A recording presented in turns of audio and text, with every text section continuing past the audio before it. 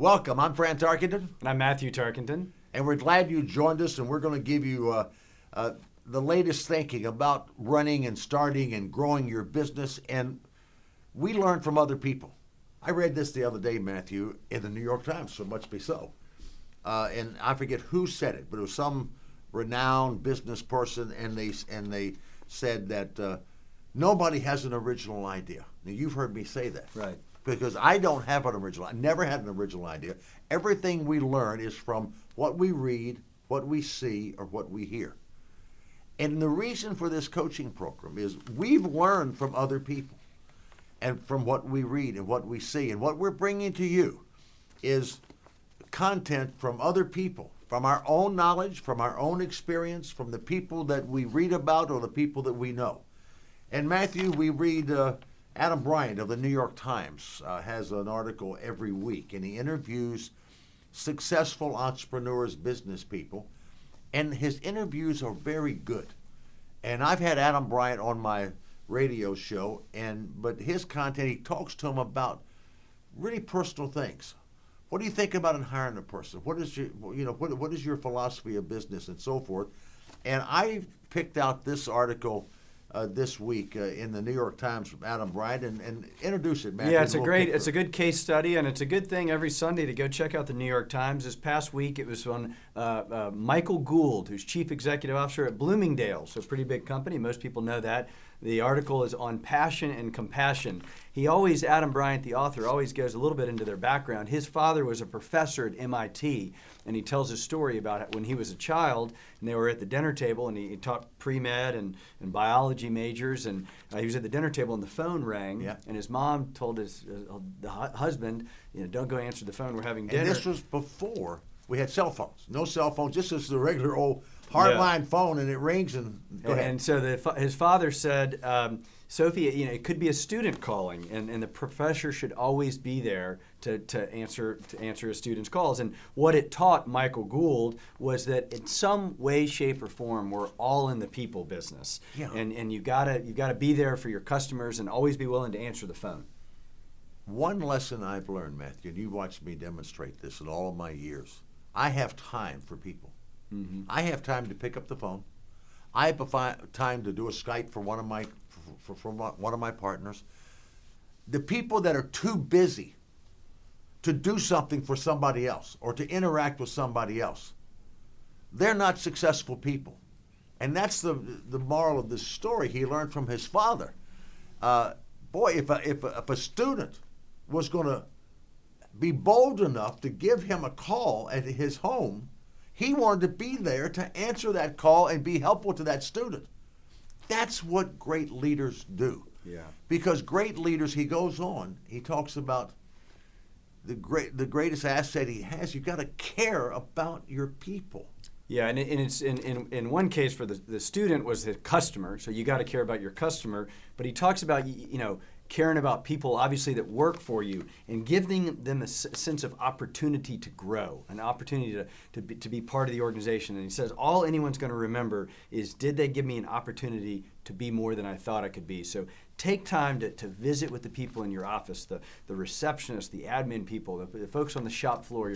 Get to know them, give them an opportunity to grow. We are all in the people business, whether it's our customers, our employees, our partners. Getting to know them as people is a big lesson. People ask me quarterback stories all the time. Can you make a great quarterback? You cannot coach a quarterback to be a great quarterback. You cannot coach a great employee to be a great employee. But what you can do is empower them to be a great quarterback, to empower them to be a great employee.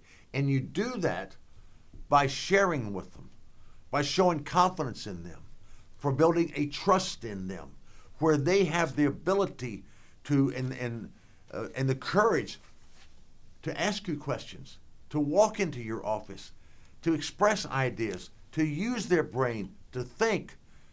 When we do everything for the employee, then we don't give them a chance to grow. And what Michael Gould says, again, the CEO of Bloomington department stores, and they probably are Bloomingdale's all over the country, but they're in New York. He said, my job is to help these people grow, to reach their full potential, whatever it is, and to empower them to do that. And that starts with trust. And think about our teachers in school, Matthew. I mean, I had one or two really good teachers, but those teachers trusted me. Mm-hmm. They empowered me. They told me, you've got great ability, and encouraged me. And did you have some of the same things? Yeah, and another point he makes in here is that about always growing and having a passion for what you do. He talks about a story when he interviews somebody and they say, well, I went to high school and then I went to college and I did this and then I went to work. I got a job.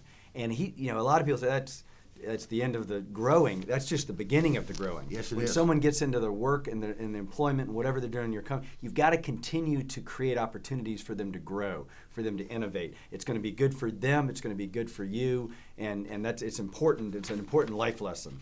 Here's another one. Adam asked him, do you have any favorite sayings or expressions? And he said, yes. One of the most important pieces of advice I ever got in business, and I tell this to every new employee, you don't have to have the answers. You just have to know where to go for the answers. Don't think you're the Lone Ranger.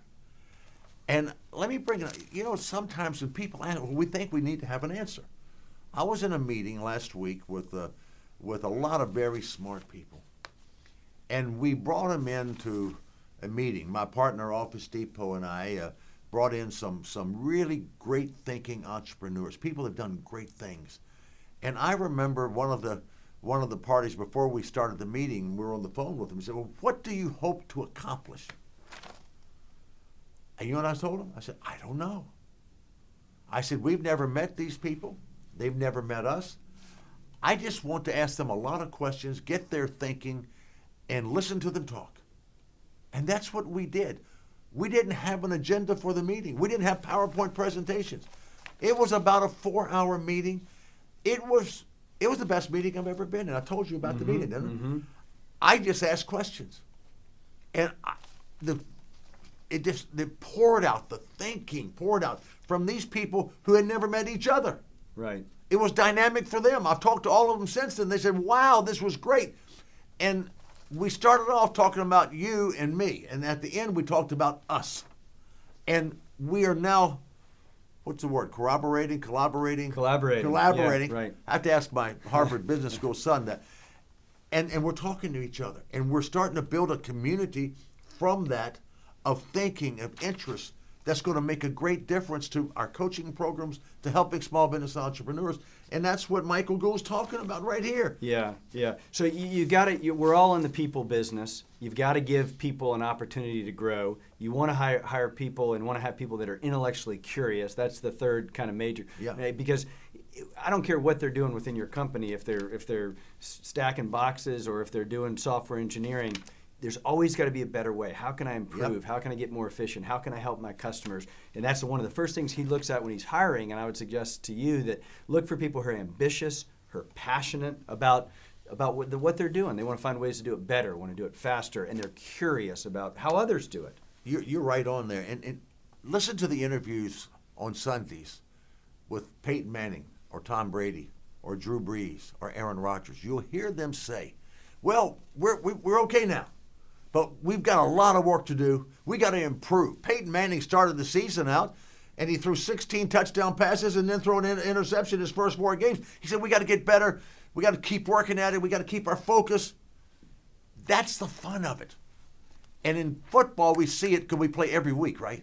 And you see it and we see it, and we have decisions to make, and we say, oh, that our team is great or it's bad, depending on what they did last week. Business doesn't operate as fast as that, but it should. In your mind and my mind, speed, speed, speed. We never are good enough. We never are smart enough. We want to be more curious. We want to be smarter. And then he talks about as a leader, and here you are, maybe a sole proprietor, but you're talking to customers and prospects, but you might have 1 or 2 or 3 or 4 or 5 employees and so forth. And he talks about empathy.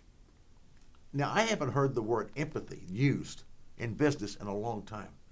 And he talked about empathy, which is, I imagine, passion, right? Right. Empathy for your people. caring about your people. And the more we talk about all this, and the more we read and see from people that are doing great things, we hear caring about people, we hear about transparency, we hear about enabling on a constant basis. And another word we hear about, and he talks about it here, is humility. Mm-hmm. And how many times we see sports teams, and we really don't know why they played so great one day, because there's 40 players on a team or 50 players in college maybe, but we say, oh, they were really fired up and they really came out to win, or they were overconfident and they were more lax.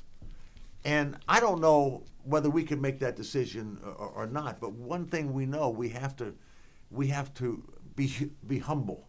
Yeah. When I have, and I'm sure you have, and I don't know whether you have or not, Matthew, because you've been pretty perfect.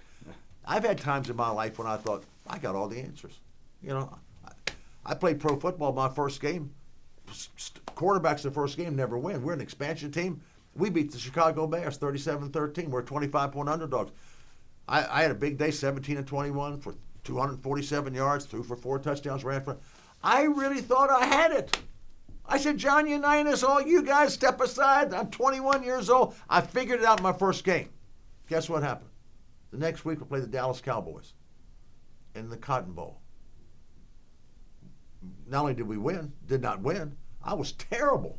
Yeah. I was terrible because I had forgotten what got me there. Every time when I think I've got all the answers, everything when I lack humility, it comes back to hit me right between the eyes.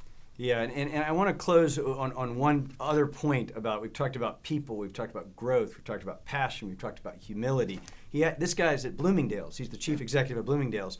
He asked him, how do you balance compassion and empathy and caring for people with somebody who's not doing the job?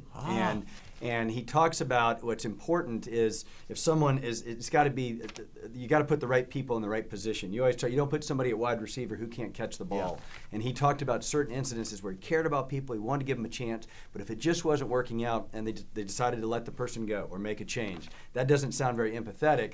But in the end, two things. That person is probably going to be better off finding another role. And the other people in the company said, what took you so long in that particular case? Because if you spot something that's not working, it probably doesn't feel right to the employee, to the partners.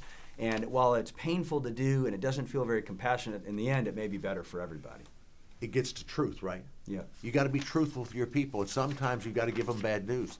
And I've always felt if that person's not working out, you do them a favor by telling them the truth, so they'll have a better chance the next place they go to get themselves together. You just cannot lie to people to be nice. You've got to tell people the truth in a compassionate way. Anyway, I hope you've enjoyed this. We've enjoyed it. Come back and join us every week. We'll have more good stuff from all kinds of entrepreneurs all across the world, people that have their hands in the soil that you and I can learn from.